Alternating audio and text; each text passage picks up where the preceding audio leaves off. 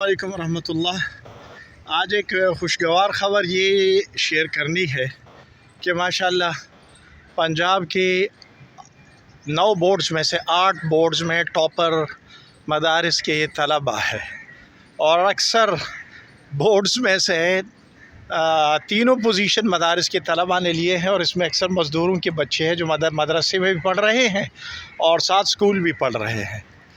یہ ہمارے خیبر پختونخوا میں بھی اس طرف زیادہ توجہ ہونی چاہیے، اور اس کے علاوہ فیڈرل بورڈ میں بھی ادارہ علوم اسلامی کے بچوں نے ٹاپ کیا ہے، اور 1-2 بورڈ ایسے ہیں کہ وہاں پہ 2 پوزیشن مدارس کے طلباء کے پاس رہی ہے۔ گویا کہ 10 میں سے 9 بورڈز میں پوزیشن مدارس کے طلباء نے ہتھیا لیے ماشاءاللہ۔ یہ بہت بڑی خبر ہے۔ اچھا، اس کے علاوہ میں ایک دوسری طرف بھی بات کرنا چاہتا تھا کہ ہمارے معاشرے میں آج کل قاری صاحبان کا نام ایک اچھی طریقے سے نہیں لیا جاتا، حالانکہ سب سے مشکل تدریس، لمبا دورانیہ، اور ایک بچے کو الف با سے لے کر قرآن سینے میں محفوظ کرانا جو ایک بہت مشکل کام ہے۔